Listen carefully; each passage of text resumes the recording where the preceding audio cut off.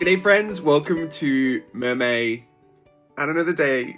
Welcome to today's Mermay. You'll see the title. I'm sure it'll tell you in the title. There's not a ton to this video either because I just grabbed my crayons. I had this little box of crayons years ago. I used to teach, used to volunteer at this program that the church I used to go to hosted called the Mix.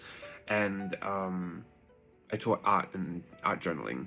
And I had all these supplies, and a bunch of them were these crayons. I had all these Crayola markers, like just tons of paints and all sorts, and all the extra goodies like washi tapes and ephemera that I had, I would just pack up in boxes and take them there on a Wednesday night, and everyone would just play with them. But ever since I stopped volunteering at that event or that program, I have all this stuff that I think a bunch of it I have already donated, but I kept a bunch as well, just in case for whatever reason I needed to go and teach or like have a whole bunch of supplies.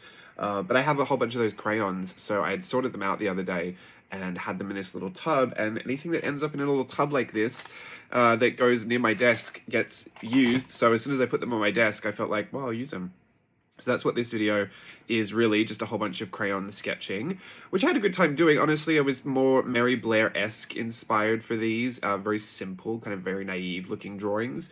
It's like, sometimes you pick up a crayon and you feel like you want to draw like a kid, but like how you want to draw with the skills you know as an adult, but you still want it to be childlike. So I think Mary Blair really rides that line of being, it's very whimsical, it's very cute, it's very simple, but there is a whole bunch of real, you know, like technique in there, or there's like a very real understanding of anatomy and how things work, and style and proportion, color theory as well. Mary Blair is seriously, I just think, one of the most underrated artists in the whole entire history of artists because I love her so much. So that's what I'm saying. Also, this middle part, I'm not delusional. I know this is not my look. I've just let my hair dry, and somehow in the past year or so, my hair has started splitting right down the middle and making curtain bangs. And since I haven't actually styled it, like, this is what you get when the hair just dries. So it's ugly. I don't love it, but I didn't have a hat and I just started recording. And you know what? I was actually going to get on here and just start ranting because I was so angry, and I thought, I just need to turn the camera on. I need to do this because I need to go and be angry somewhere else. And I want to make sure I get this done before my other errands. I have to walk the Etsy orders over to the post office. I've been on the phone all morning, and no one wants to hear about American insurance, but like just trying to get a doctor's visit. I have a primary care physician. I don't know. You know, your primary doctor. So I joined a new insurance plan this year because my one last year just decided not to exist anymore. So I ended up going into this new one, and it's all well and good because really I'm so lucky, and this is the best part of the rant, you know, like the part you should feel fortunate for. I don't really have any pre-existing healthcare problems, or, you know, I don't have medical conditions. I don't have anything I really need to see doctors for. I'm quite happy and healthy, and everything is still functioning, so that's great for me. Thank you so much. I appreciate it. But I just have something that I need to get a referral for. And to be fair, at this point, I'm just so ready to just, because I've been calling the office being like, you know what, if I don't need my insurance to give me the referral, can I just book it and pay out of pocket? I really don't care at this point. And it's such a like vain cosmetic procedure that I want to have done. And so, and it's not Botox or anything. You obviously don't need a referral for that. But it's like a cyst removal. I just want to make sure I get them done. And it's so irritating because they're not life-threatening. It's not a big deal. No one can even see them, but I just really want to get rid of it because I just am vain like that and I don't want it anymore. And they really, yeah. So I just felt like, well, can I just pay for it myself? Anyway, so some of those clinics are probably going to ring back today and tell me if I can do that. And then all of my efforts this morning will have been done in vain because really I was just trying to get an appointment to that primary care doctor that I've never seen, who I don't even know, and they just pick it for you, and like they don't have appointments for months, and it's just so bizarre. Like, I don't know, maybe that's the same in Australia. Again, I don't really have conditions that I need to see doctors for quite often, so I don't really know how it works anywhere. I think Australia has gotten a little bit worse like that, to be honest. My sister was telling me when she had her new baby, I don't know if they could just immediately sign up the new baby. Like, I think there was a waiting list for her too, which is wild because the whole family's in the same, you know, seeing the same doctor. And I guess it makes sense. I mean, they're only one person. They can't see everyone in the planet. But yeah, I don't know, I just never guessed how all of that works. But the insurance is what makes me irritated, because things here are like in network or out of network, and when you finally get somewhere, you figure out it's out of network, and even when it's in network, I have such a high deductible, they're gonna make me pay for it anyway. So that's why I was like, well, I just might as well pay out of pocket. Who cares about the insurance? Ugh. Ugh. I hate it. I hate it so much. I hate doing anything that makes me feel like an adult. I hate paying bills. Well, I hate anything where the money goes. I hate paying bills, hate dealing with the car. Steve does all of that. I have this like, the only thing I really worry about if like Steve or I do a contract is the things that the other takes care of will then become the other's problem. So all the things that I take care of, then Steve would have to do, which makes me think they will never get done. And then vice versa. Like if something happens with the car, I'm just going to keep the car in the garage until Steve comes back. Like, there's no point. I'm not going to do anything with it. I'm not taking it to the mechanic. I'm not scheduling it for a service. I don't know anything about the car. Couldn't even tell you where the insurance papers are. I'm sure they're in there somewhere. He keeps it very simple, but goodness, like that is the part of marriage that I really do appreciate, because I just can't fathom doing all of it by myself. Like there are things I have never had to worry about, like the car. Just never. And Steve, vice versa. He has never had to worry. Well, since I've been around, he did it beforehand, but about the rental agreements, like all the stuff that we do around the house, all the work orders to get things fixed. Like that's all my department. So that really works out. I do appreciate having all of that. But yeah. Sucks if one of us goes away for 6 months. I don't know if I told you this too, but he has the cats on an automatic feeder, which I think he started feeding them more than he's ever fed them before, but at least it's automatic. I think he just likes playing on the app, to be honest.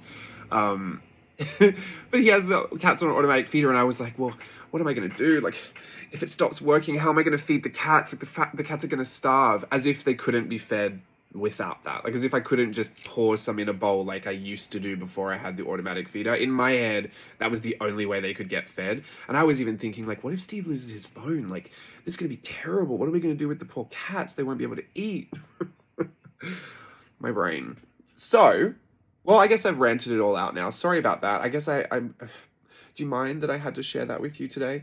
If you're an American, I'm sure you'll know. And you know what? I'm sure every single person has a worse story than that. But it's just irritating. It's irritating to figure it all out. And especially for something that I figured I could just refer myself for. Like, it's not life-threatening. And the only I have to wait so long for an appointment. So I ended up making the appointment. I got one.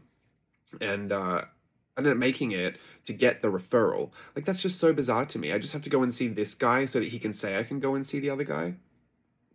And I've already called the other guy, and he's like, yeah, no, just get your referral first. Why? They better cover it. They better cover the full amount for this amount of hassle. And I think the thing that was kind of embarrassing is the first thing I went on to, because they all have apps now, I went on to the virtual care assistant, because I was like, maybe I can get the referral on here. Sometimes I get my referral for my asthma inhaler. It can just be refilled through virtual care, which I appreciate. Thank you so much to those doctors, whoever you are in the random United States, just refilling that prescription. But that I can get redone. So I just thought maybe I could get a referral from there. I ended up on a video call, which I've never, I know I have done a video call before, but I rarely get on the video with them. And yeah, I was in some doctor's office in who knows where, America, and she's just chatting to me being like, that's not really something I do. And I thought it was, I don't know why I'm so dumb. I thought she was like the representative for my insurance. Like, everything's falling off. Not my insurance. I thought she would understand my insurance plan because my insurance referred me to her. I was like, oh yeah, she'll know. So here I am asking her all these insurance questions. She's like, yeah, you're gonna have to get on your website and look all those up. I'm like, I don't work for Anthem. I'm a doctor. And I was like, oh. Sorry to ask you all these questions. She ended up leveling with me at the end. She was like, look, this is how the system works. Because I never make any claims. I never try to see any doctors or anything. So she was like, this is how it works. This is what you're going to need to do. She's like, this is not me as a doctor speaking. This is someone who like navigates the healthcare industry, do these things. And this was even really helpful too. She was like, if this primary care doctor doesn't have appointments for months, just call the other ones around, see when their appointments are available, and whatever the closest one is, get your insurance to change over to them. to be your primary, which all sounded like way too much hassle, honestly. Like I said, it's just some vain cosmetic procedure. So I said I could wait, and I took the appointment, and I'll just wait until that comes around, and it'll be all good. That's really it for my story today. I had parade yesterday, 2 parades, and they were really fun. Steve came to watch. I put those on my Instagram, and I'm really sore. I think I've done something to my shoulder. I don't know what happened. Just, it's got really tight, and it's right underneath the shoulder blade, but it's really pulling on this part of my neck. And then I have Preserved tonight and tomorrow. Those are my last shows. Very sad. It's good though. We had a good run. It will be fun. And I'll really miss it. I know I've been saying that for a while, but now it really is coming up to the last weekend. So yeah, that is where I'll be today and tomorrow. Do I have anything on tomorrow? I don't think I do. I gotta run off to the post office to drop off this Etsy mail. And then I'm gonna go to the supermarket. Just gonna get some random like bananas and apples. I've been living off bananas and apples lately. Someone told me you should have, before I start the parades, I should eat the apples because it'll give me the carbohydrates and the energy. And then afterwards I should eat the bananas to restore, I don't know, to restore something or like settle my stomach, or I have no idea. They said apples first, then bananas, because I'd just been eating them whenever I wanted. And I tried it, and I was like, I don't think it really made much of a difference, but I guess there's some theory to it. I don't know, if you're a fruit expert, let me know if that's a thing. I had too many oranges at one point in my life, and it was stripping the enamel away off my teeth. So I stopped eating oranges almost altogether after that. I do love orange juice though, but some people, it's mostly sugar. And then I drink the ones where it's just oranges squeezed, and I feel like that tastes the same as the other orange juice that's all sugar, so I don't really know how that works either. I guess the theme of today is I don't know how anything works, and it's honestly a mystery how I've managed to survive at this point. Sometimes I just wish I could be a kid again. That's why I want to go home. I want to go home and just, not that mum does everything for me, but you know when you're just with your parents and they just makes you feel like a kid again, like you don't have to worry. I want to take full advantage of that fooling.